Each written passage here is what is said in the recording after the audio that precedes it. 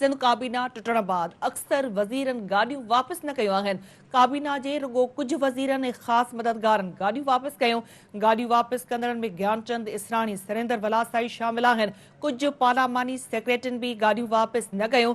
अक्सर वज़ीर ऐं पार्लियामानी सेक्रेटरी अञा सरकारी गाॾियूं इस्तेमालु करण लॻा आहिनि। सिंध काबीना टुटण बाद अक्सर वज़ीरनि गाॾियूं वापसि न कयूं आहिनि। काबीना जे रुॻो कुझु वज़ीरनि ऐं ख़ासि मददगारनि गाॾियूं वापसि कयूं आहिनि। वधीक अपडेट्स लाइ असां राब्तो कयो आहे कराची में सिंध टीवी न्यूज़ जे चीफ रिपोर्टर फयाज़ कुरैशी सां। फयाज़, अपडेट कजो त कहिड़नि वज़ीरनि गाॾियूं वापसि न कयूं आहिनि? बिल्कुल निदा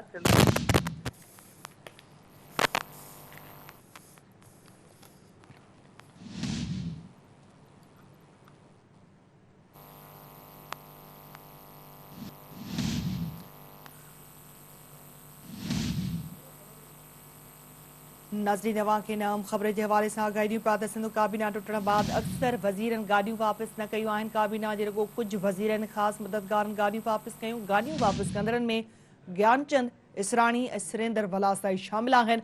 कुझु पार्लियामानी सेक्रेटरियुनि बि गाॾियूं वापसि न कयूं।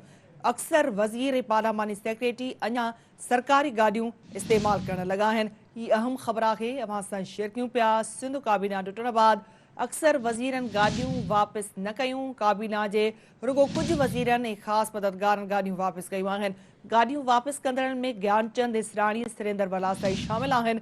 कुझु पार्लियामानी सेक्रेटरियुनि बि गाॾियूं वापसि न कयूं। अक्सर वज़ीर ऐं पार्लियामानी सेक्रेटरी अञा ताईं सरकारी गाॾियूं इस्तेमालु करे रहिया आहिनि। अहम ख़बर आहे, अवां सां शेयर कयूं पिया त सिंध काबीना टुटण बाद अक्सर वज़ीरनि गाॾियूं वापसि न कयूं आहिनि।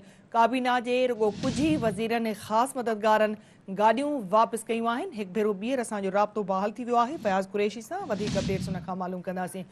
जी, अपडेट कजो फयाज़ त कहिड़नि कहिड़नि वज़ीरनि बिल्कुल हिन निदा वक़्त ताईं सिंध गाॾियूं जी वापसि न कयूं जेका आहिनि? टोटल काबीना आहे उन पारां जेके गाॾियूं आहिनि उहे सर्विसिस एंड जनरल खाते खे वापसि न आहिनि कयूं वियूं। काबीना जे कुझु वज़ीरनि जंहिंमें ख़ासि मददगार जेके आहिनि उन्हनि गाॾियूं वापसि कयूं। उनमें ज्ञानचंद इसराणी ऐं सुरेंद्र वलासाई जेके आहिनि उन्हनि गाॾियूं वापसि कयूं आहिनि। अहिड़ी तरह कुझु जेके पार्लियामानी सेक्रेटरी आहिनि उन्हनि बि गाॾियूं वापसि कयूं आहिनि। जनरल काबीना जा जेके अहम ऐं बास जेके वज़ीरनि ऐं पार्लियामानी सेक्रेटरी जेके आहिनि उन्हनि अञा ताईं सरकारी गाॾियूं वापसि न आहिनि कयूं।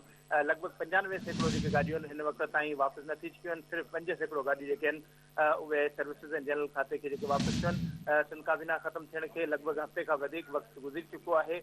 पर अहिड़े इन हवाले सां जेके गाॾियूं वापसि न थियण ते सर्विसिस खाते पारां अॻूणनि वज़ीरनि, ख़ासि मददगारनि ऐं सलाहकारनि खे ख़त लिखी गाॾी वापसि करण जी न सिर्फ़ु घुर करे छॾी आहे, बल्कि चयो वियो आहे त तव्हांजी जेका मुदत पूरी थी चुकी आहे ऐं फौरी तौर ते न सिर्फ़ु सरकार जूं गाॾियूं जमा करायूं वञनि, पर पोइ बि इन बावजूदि सिंध काबीना जेके मेंबर आहिनि उन्हनि हिन वक़्त ताईं उन ख़त खे कंहिं क़िस्म जी अहमियत न ॾिनी आहे ऐं गाॾियूं वापसि न आहिनि करे रहिया। जी निदा। ठीकु आहे फयाज़, अपडेट करण लाइ वरी महिरबानी अव्हां जी।